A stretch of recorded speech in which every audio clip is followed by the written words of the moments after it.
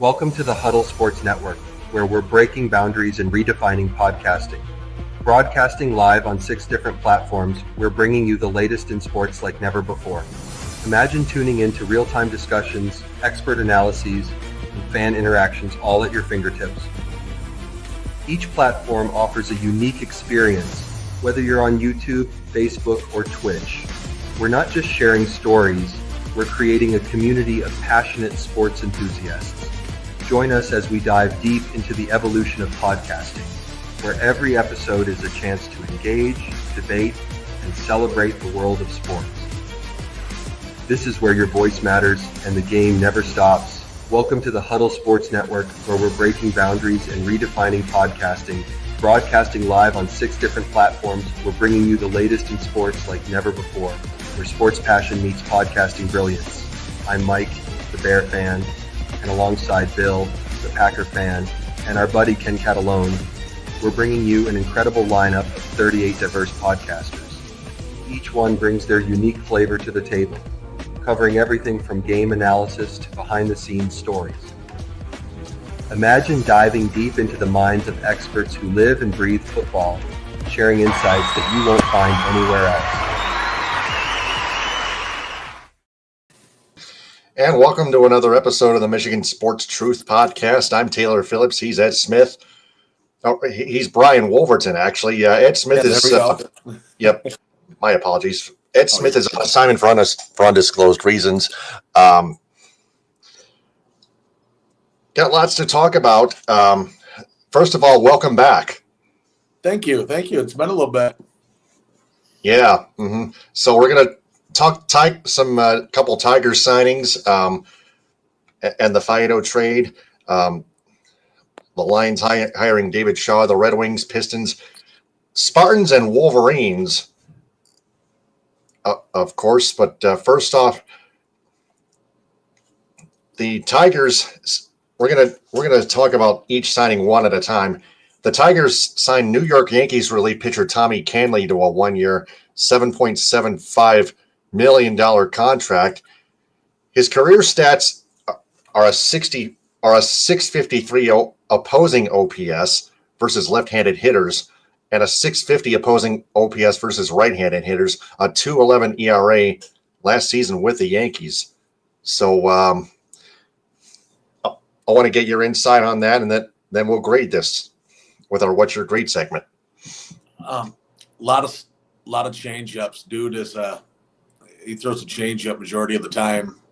Really good reliever, older, but he's one of these relievers that's gotten better as he's aged.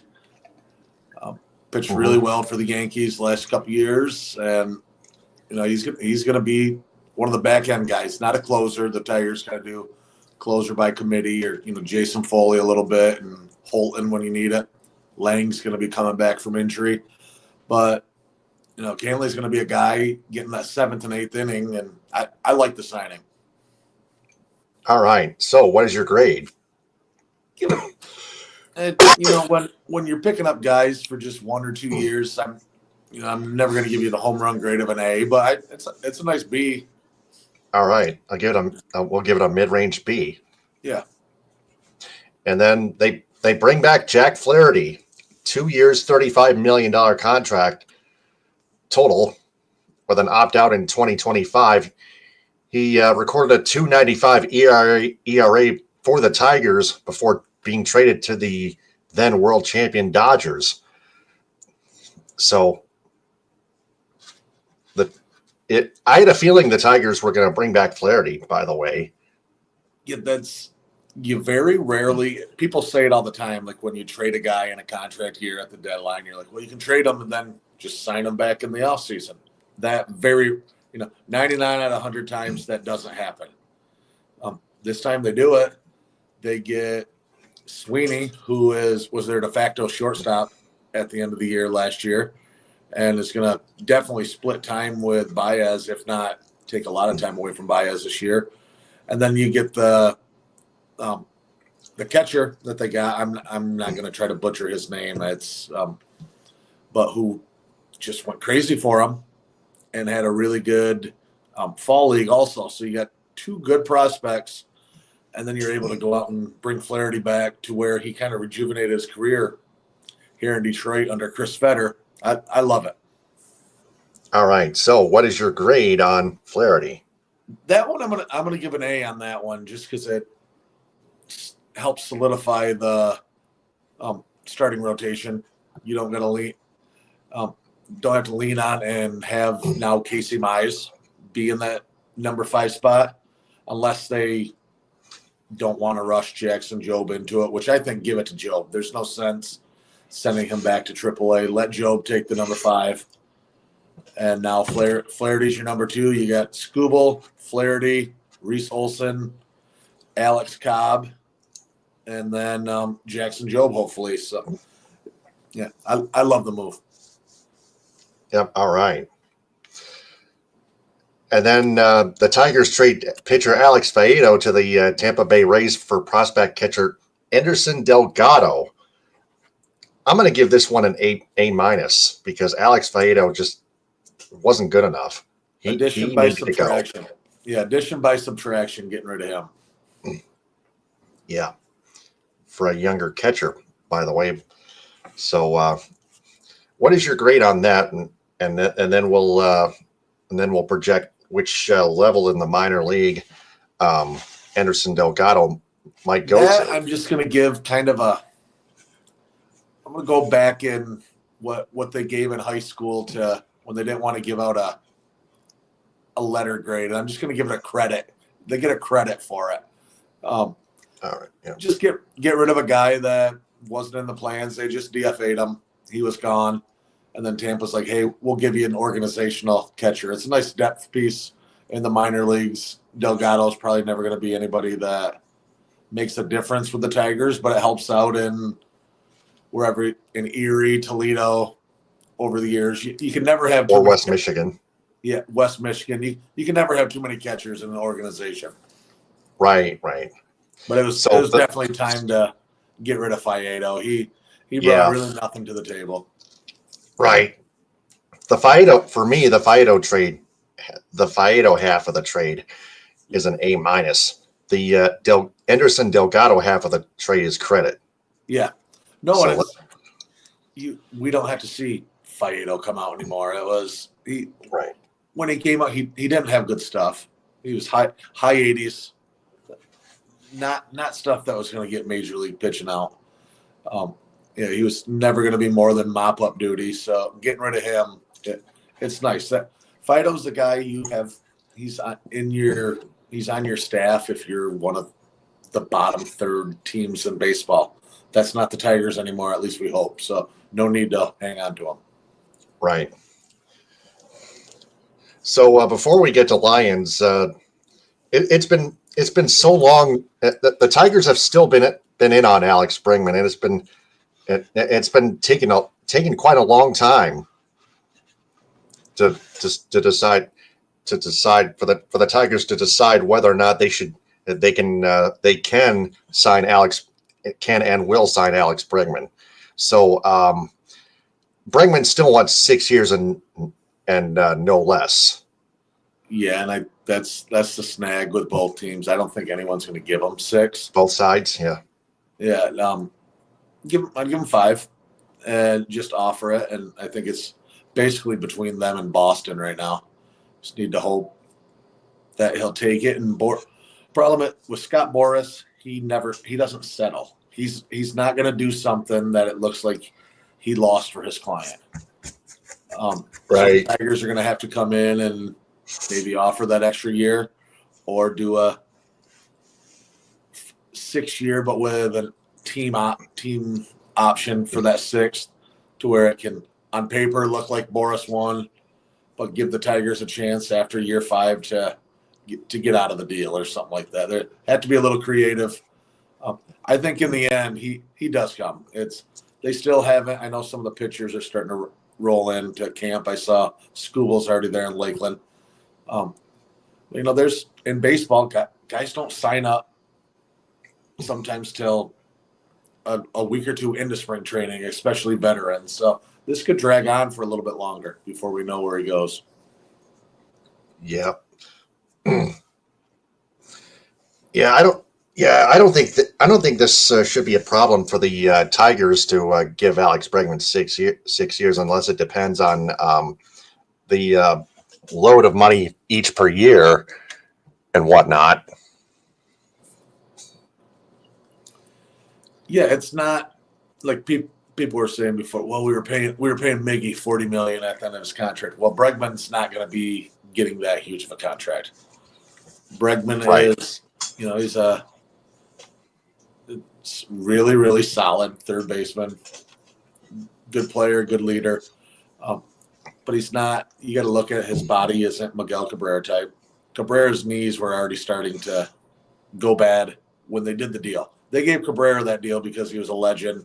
They wanted to keep him in Detroit the rest of his career. You had to do that. Everyone's just worried about sometimes money that isn't coming out of their pocket. It's coming out of a billionaire's pocket. It's not going to hurt anything doing one more year. Yeah, and we heard about the Ilitch the Chris and Kelly Ilitch divorce. Yes, but it's likely not going to affect the ownership of the Tigers and Red Wings, from what I read. I don't think it is. After what I read, isn't it? He's the owner, but he's the CEO of Ilitch Holdings. Ilitch Holdings technically owns both franchises.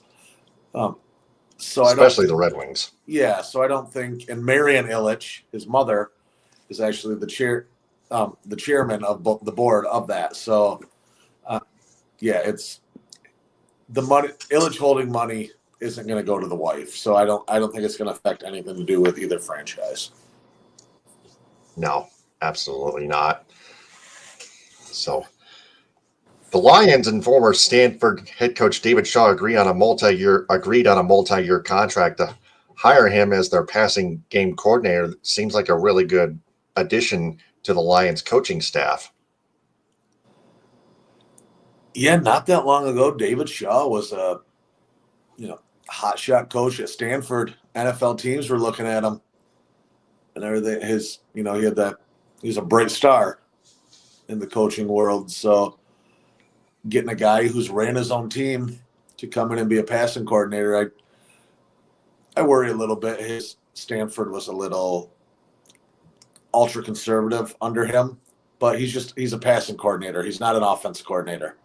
So, right.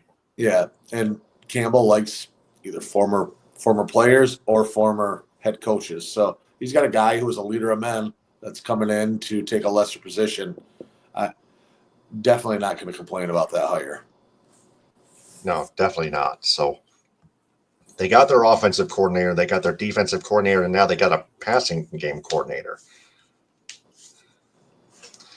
All right, so the Red Wings, I know you don't follow them, but yeah, I've been paying a little attention to. I don't really watch. I pay attention if they're winning or losing. I just, I'm never been a big hockey guy, so I'm not watching the games. Right, but they won in a shootout over the Edmonton Oilers 3-2. They beat the Calgary Flames 3-1 at Scotiabank Saddledome. They beat the Vancouver Canucks 3-2 in overtime to bring it with a game winner, and then they won 5-4 in a shootout over the Seattle Kraken in Seattle. Patrick Kane with the game-winning shootout goal, and then they come back home to lose to the Tampa Bay Lightning 6-3. So let's see here. The Red Wings are 28-22-5. That's overtime shootout losses, 22 regulation losses, 61 points. So as far as I know, the Red Wings going into that game were they're still second. They still hold the second wild card spot at 61 points. Oh man, that's I'm looking far cry from not that long ago when they fired Lalonde. So Todd McClellan. Yeah, playing great hockey. Yeah. pretty much everybody but the goaltender played, but everybody except both goaltenders played well against the Bolts. The Blue Jackets lost in regulation to the Rangers 4-3, which is big for the Red Wings. Oh man. Boston Bruins. Let me take a look at them real quick. They lost in regulation at home to the Vegas Golden Knights 4-3. 4-3, same score. Wow. The Ottawa Senators got walloped by the defending Stanley Cup champion Florida Panthers 5-1 in Sunrise, Florida. So the Rangers are up to 58 points. The Islanders, 57, and so on and so forth. The Islanders, they got doubled up by the Minnesota Wild 6-3 in St. Paul. Wow. So the Red Wings actually got very, very lucky in a losing effort to the Tampa Bay Lightning. The Blue Jackets lost in regulation 4-3. And then, oh man, we got another final here. I'll forget it. Blue Jackets, they lost in regulation to the Rangers 4-3. The Bruins also lost in regulation to the Golden Knights 4-3. So the Red Wings actually got lucky. Just their goaltenders just weren't ready. DeBrincat scored a goal. Patrick Kane scored a goal against Tampa. And Kane just came back from injury, correct? Yes. Yes. Yeah. The Red Wings have been winning with and without Kane. They've been a machine under Todd McClellan. Yeah.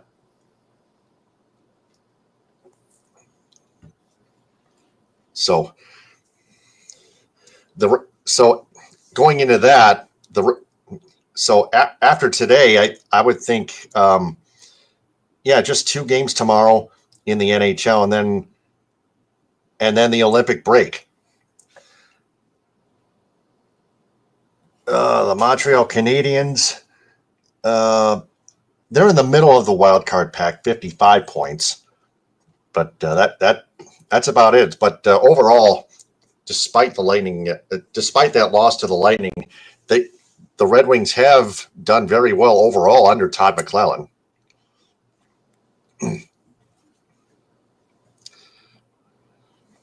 So they're still in second. They still hold the second wild card spot. The Pistons, they've only lost 2 straight, but after that, they beat the Philadelphia 76ers 125-112. And did that without Cade Cunningham. Without Cade Cunningham, yeah. Yeah, Cade Cunningham suffered an ankle injury, but he's an all-star. Not even sure if he'll make it to the all-star game, but anyway, the Pistons, they're in the playoffs. They're in the playoff picture as well. Pending the standings, the Pistons 6th place, 26-26. 6th place in the Eastern Conference, man. I know. It's a far cry from last season, when they were historically one of the worst NBA teams ever. Yeah. Yeah, I'm liking it. And yeah, last night's game, that first half, just completely dominating Philly and scoring at will. Second half, it's hard in the NBA and to blow out teams. Teams are always going to make some runs. But even that, I think it was 13-point win. It was never that close. Right. And then the Pistons welcome in the Charlotte Hornets tomorrow at 1.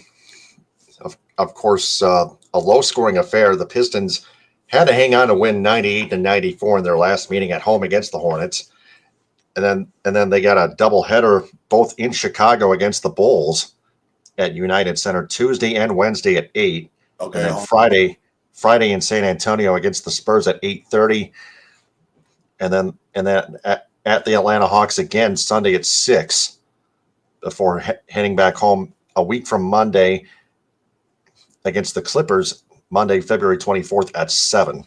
Yeah, they got this is the final 4-game homestand. Yep, 4-game homestand. Yep. No, they're playing well. I know they lost a couple games late in the game against Cleveland. Everybody's losing to Cleveland, and they made a great comeback. Oh, that's right. There's the NBA All-Star break. That's the Pistons Bulls second game and the San Antonio Spurs game are separated 9 days apart. Okay, they're after the All-Star break. Yeah. Yeah. Okay. So. Yeah, no, I like getting Dennis Schroder as your backup point guard. That's a huge lift. Cade's been being run into the ground a little bit, having to play a lot. They don't have that secondary ball handler, especially with Ivy on the shelf. So it's going to be real nice getting Schroder. And heck, they had a little bit of a revelation last night. Asar Thompson looked pretty good playing some point guard last night.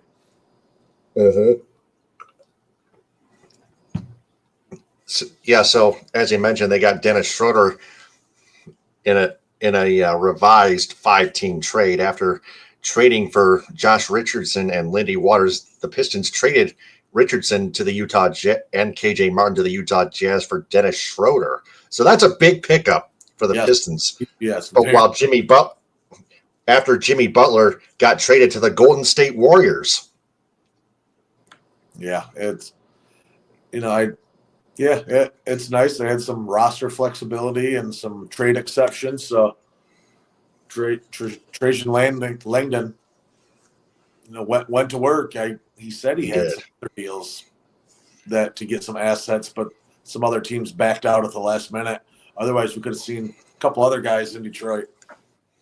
Right. So the first trade, I was thinking, I don't know what Trajan Langdon was thinking, but then when I noticed them traded for Schroeder, oh man, now we're talking. Yep. Yeah, he's an average 14 points a game. He's good facilitator, decent 3-point shooter. It's gonna help the team a lot. It is, yeah. So speaking of the Pistons, owner Tom Gores put in a bid earlier the week for Detroit to receive a WNBA franchise. Will we see the return of the Detroit Shock? Yeah, I saw that Grant Hill's part of the investor group. His wife, Tamia, she was a R&B singer back in the 90s and early 2000s. Jared Goff, he's involved in it. So they got some, heavy hitters looking to get involved in it. Not really sure why they ever left the Shock ever left Detroit. They were a pretty good franchise. I mean, I'm not a WNBA fan. You're not going to catch me watching any WNBA games. But, there's a bit of a market out there, bit of an audience. I don't watch WNBA because the Detroit Shock already no longer exist. Yeah. But I don't think I wouldn't watch them if they had one. But, I'm a dad. I have a 14-year-old daughter, plays basketball. If they could get a team in the state that she lives in, that'd be awesome. Yep.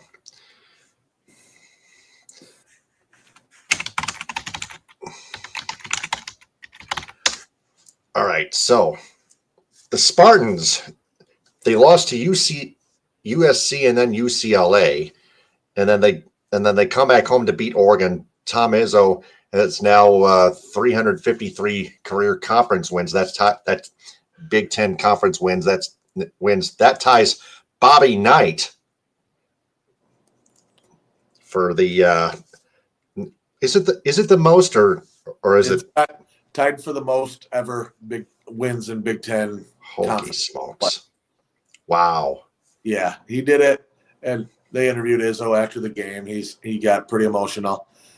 He said, it took him a little more games, one more year than Bobby Knight did, to do it, but that's a hell of a. And it was pretty cool to do it tie the record in front of a bunch of the guys from the 2000 championship team. I saw Morris Peterson was there, Andre Hudson, Mateen Cleaves, Jason Richardson was in attendance to watch his son, Jace Richardson, just go absolutely crazy.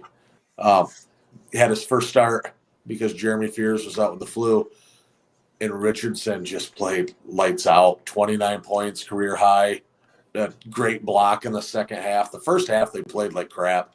And the second half they came out and put it to Oregon. I was scared that they were for a little bit going to lose their third consecutive game after losing to USC and UCLA when they went out to Los Angeles.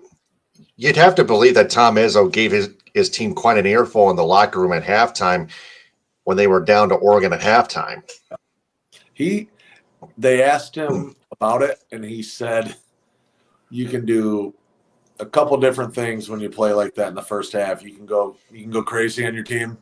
You can do a Vince Lombardi motivational speech, or you can beg. And he said he begged with them. He begged them to play better in the second half. And whatever he did worked. They played great. Down a couple guys. Fears out, like I said, with the flu. Xavier Booker, one of their first picks off the bench. He was out too. Jaden Aiken played, but I guess he was in the second half really feeling bad. Apparently, UCLA, when they played them last week, had 6 guys under the weather, and kind of passed it on to the Michigan State locker room. But 19-4 right now. Only 2 losses in Big Ten play, tied for first place in the conference. I'll take that in February. Me too. 86-74 MSU beats Oregon earlier today. Of course, Michigan beat Oregon and Indiana, by the way. The Wolverines had to hang on. The Hoosiers try to come back. Of course, they're resilient at home on their home court at inside Assembly Hall. But Michigan held on by a 3-bomb. Just a 3-bomb, 70-67. They beat Rutgers a week ago, 66-63. They had to hang on to win that one. Michigan, and then they had to hang on to beat Oregon 80-76. So 3 battles of epic proportions. Yeah, they've Michigan 3 for 3. Yeah, and it's kind of a trend with them where they play really well and then they let some teams back in. They were killing Indiana in the first half of this game and blew a big lead. Indiana comes back. Indiana's in a bit of crisis mode right now. There's talk of Mike Woodson resigning after the season. Just not going good. So it looked in the first half like Indiana had kind of given up on themselves, and then the second half showed some fight. So that's nice of their players to actually fight a little bit. But Michigan gets the win. That's 3 in a row for them. Yeah, they do. So looking at the Spartans' upcoming schedule, they're home against Indiana on Tuesday on Peacock. That's later this upcoming week. And then they're at Illinois, number 23 Illinois, Saturday at 8 on Fox. Then they're back home against Purdue. Then the first of 2 in-state rivalry games will be in Ann Arbor Friday, February 21st on Fox. Then Michigan State is at Maryland Wednesday at 6:30 on the Big Ten Network. For the Wolverines, home against 7th-ranked Purdue, Tuesday at 7 on Peacock.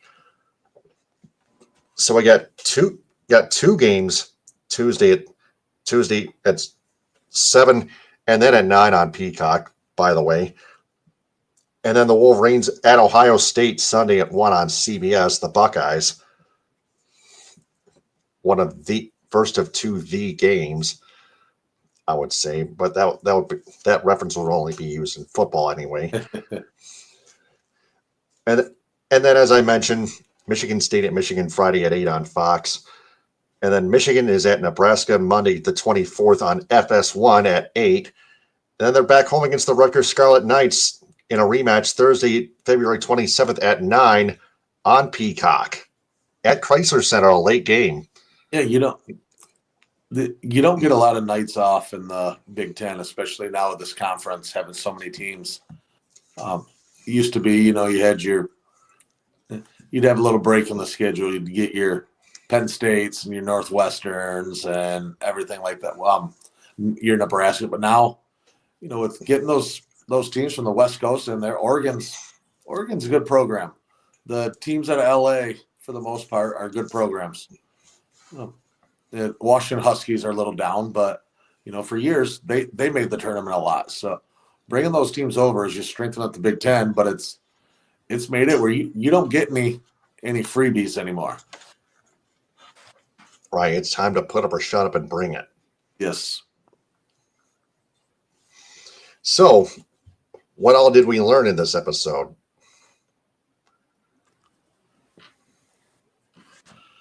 We learned, Tigers made some good signings. Lions made a good hire. Wings are on fire. Pistons playing some pretty decent basketball.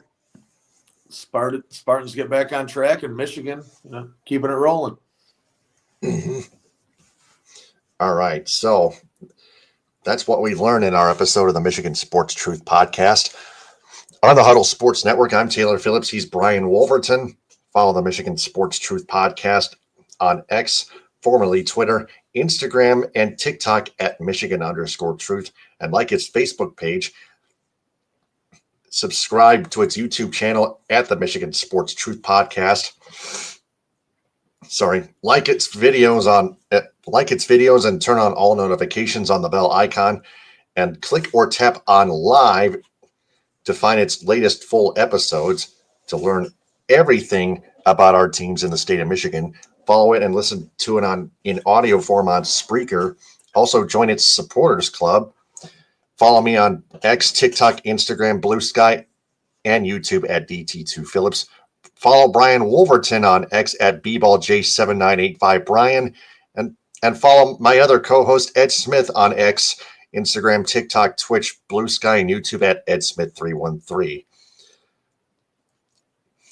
Business shout-outs go to Athletico Physical Therapy on Woodward and Ferndale, the B4 Foundation, Cadillac Grill, Cadillac Nutrition, Cadillac Horizon Books, Cali Tickets. Call Mark Goldman at 877-225-8425 or visit CaliTickets.com. Cops and Donuts, Front Porch Suttons Bay, Creative Embroidery in Cadillac for designing the Michigan Sports Truth Podcast logo on my long sleeve shirt and t-shirt. Cuts by Melanie in Lake City, the El Cilantro Taco Shop in Petoskey, Hooters of Saginaw, Flint, and Taylor, It's a Denise Jewelry in Lake City, Let's Roll With It Rolled Ice Cream, Ito Ramen in Southfield, Detroit's best Japanese restaurant, the best sushi in Detroit, the Jagged Fork, Erica Nita of Traverse City Real Estate, Meyer for my M-Perks, Michigan Coffee Company, Northern Auto Lab, Northern Star Event Rentals, 231-884-8195, and on Facebook, Positive Chimney and Fireplace, Pro Quality Cleaners, Raven Social Restaurant, Union Barber in Birmingham and Ferndale, United Food Service Solutions of Grand Ledge, Fletcher's Pub, Texas Corners in Kalamazoo, United Mobile Power Wash and Dry Ice Works in Southfield, J&H Family Stores, Alpine Chocolate House, with 5 locations statewide in Plymouth, Boyne City, Gaylord, Sault Ste. Marie, and hold on a second. Let me check and see. Manistee, thank you very much. Also, Detroit Wing Company of Traverse City, the Michigan Theater of Jackson, Northville Sports Den, Simply Delightful, and Well-Being with Catherine Palms. The Michigan Sports Truth Podcast is a presentation of the Huddle Sports Network. We'll be back we'll be back starting in about a week or two. For Brian Wolverton and on behalf of Ed Smith, this is Taylor Phillips signing off. But remember, we observe and detect the truth about Michigan sports because the truth is out there. Stay safe out there, out in the snow, and stay alert, everyone. Ta-ta for now. Hit him with a hind. Have a good night.